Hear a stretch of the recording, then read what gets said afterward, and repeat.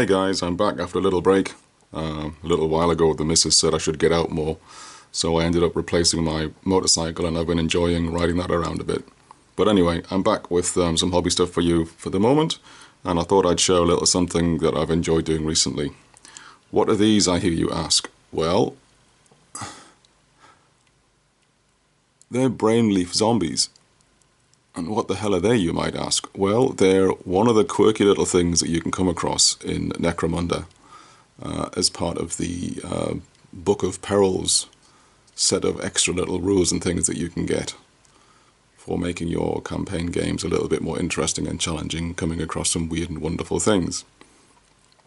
The inspiration partly came from watching The Last of Us with my son, which we really enjoyed, and if you're unfamiliar with that, it's basically about an end of the world scenario thing where a fungus gets loose and it turns everybody into these kind of zombie things, and the survivors have to deal with them.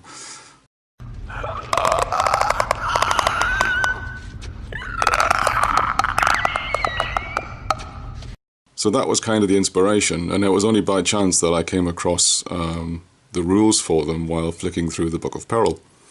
I shall dig that out now and show you what I mean. Necromunda Book of Peril, and if we flick through we find the Brainleaf Zombies. So it's basically a scenario adjunct that you can add into your games to make them more interesting.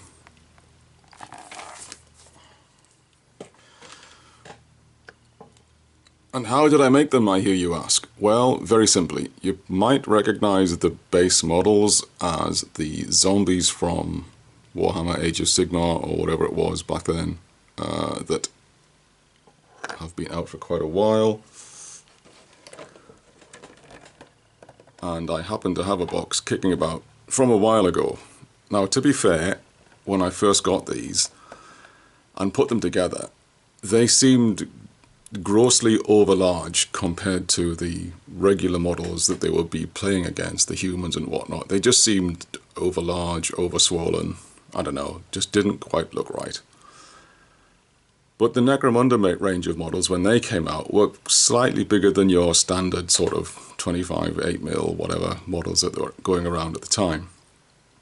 So putting these together and putting them against the Necromunda models, they looked alright. And if you think that a disgusting, diseased, rotting corpse type thing would swell up a little bit, then there's a bit of leeway for saying, hey, they work. So we use these. Now, I think these are now discontinued.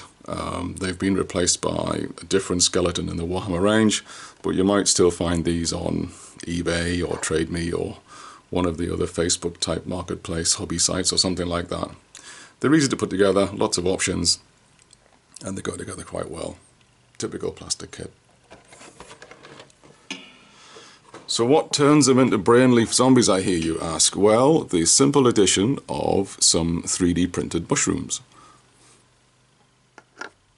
Now there's hundreds of files for these on the internet, and I found one that I quite liked, and they came in all kinds of different various shapes and sizes.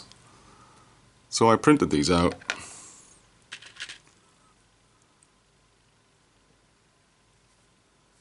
Lots of different types.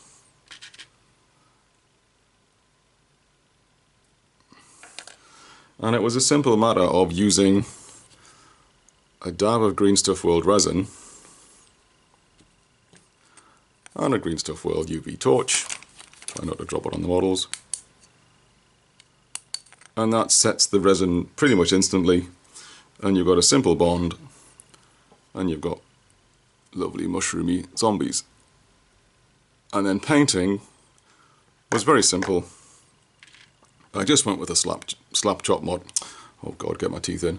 I went with the slap chop method, which if you're not familiar with it, you basically paint the model black, give it a dry brush of a very light grey, something like Ulthuan grey from the Citadel range, and then dry brush over that with a white colour, and then you add your contrast paints over the top, or your Army Painter speed paints, or your Vallejo Express, or whatever you want to use. That kind of paint, which I think from memory they're kind of a mix of glaze, media and inks. So if you want to make your own, you can faff about with those kind of things. But quite easy to do. Quite easy to knock them out pretty quickly. And interestingly, we did have a game with these in one of our scenarios just to try them out. And my god, are they difficult to take out. You can't shoot them to death, you've got to kill them in close combat, and you've got to do them with a coup de grace action. You've got to take them out in one go kind of thing. If you don't, they just stand there and keep coming after you. So yeah, they're certainly an interesting adjunct in your scenarios. So there you go. Brainleaf Zombies. Give them a whirl, have some fun. I think you'll find them great fun. Oh, the basing. The basing was simply done with lead belcher as a base, and then washed that with Nuln Oil and then Seraphim Sepia to sort of like rusty brown it up a bit, and then I rust wash, and then I used some rust pigments and dabbed those on quite strongly to work them in, and there you go, a kind of rusty, kind of wrecked base for where these things might be dwelling. So there you go. Brainleaf Zombies. Give them a whirl. Cheers.